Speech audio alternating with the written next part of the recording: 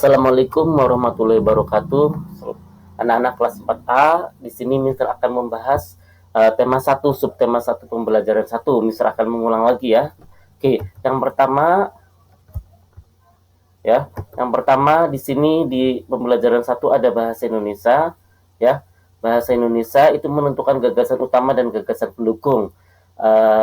Ini kemarin kalian sudah baca mengenai pawai budaya. Dalam pawai budaya itu di buku paket itu ada 5 paragraf ya. Dalam setiap paragraf itu terdapat namanya gagasan utama dan gagasan pendukung. Apa itu gagasan utama?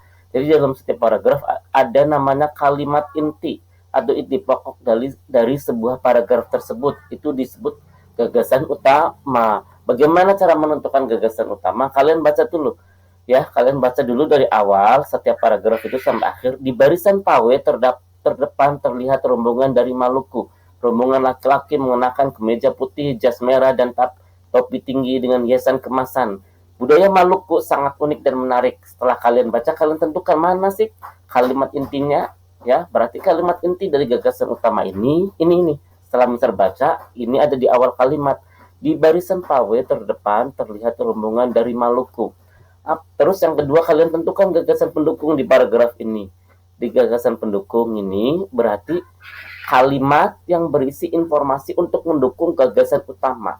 Ya, dia itu hanya sebuah informasi untuk mendukung gagasan utama. Di sini ada mana berarti gagasan pendukung ini nih? Ya, selain gagasan utama berarti disebut gagasan pendukung. Rombongan laki-laki mengenakan kemeja putih, jas merah, dan topi tinggi dengan hiasan kemasan. Terus ini lagi titik, sambung lagi sampai titik, ada lagi langkah mereka diiringi oleh suara tifa, alat musik dari Maluku, titik ya, bunyinya seperti gendang. Ini sampai sini itu disebut gagasan pendukung. Selanjutnya anak-anak, di pembelajaran 1 ada muatan IPS. Indonesia ya memiliki keanekaragaman suku, agama, budaya, bahasa ya.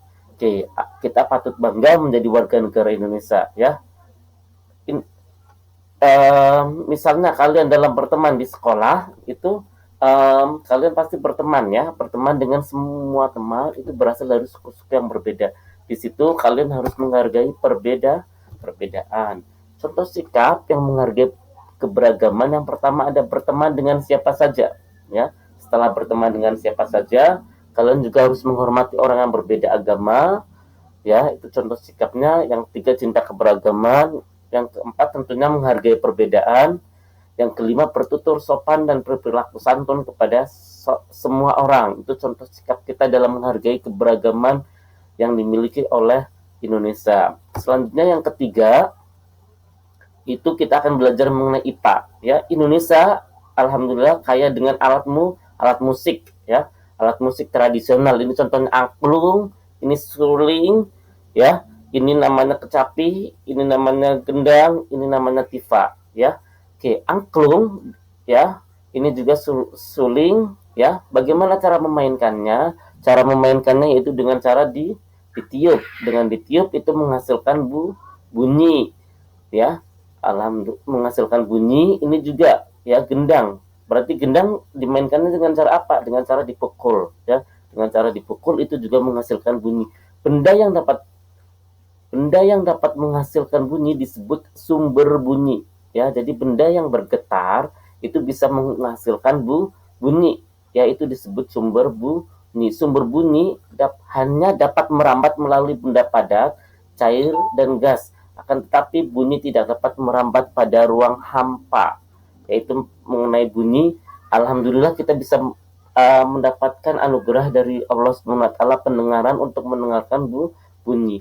Bagaimana cara untuk mendengarkan bunyi yang lebih kencang? Berarti untuk mendengarkan bunyi yang lebih kencang, tentunya getarannya harus lebih dipercepat ya. Itu nanti akan menghasilkan bunyi yang lebih cepat. Oke, terima kasih.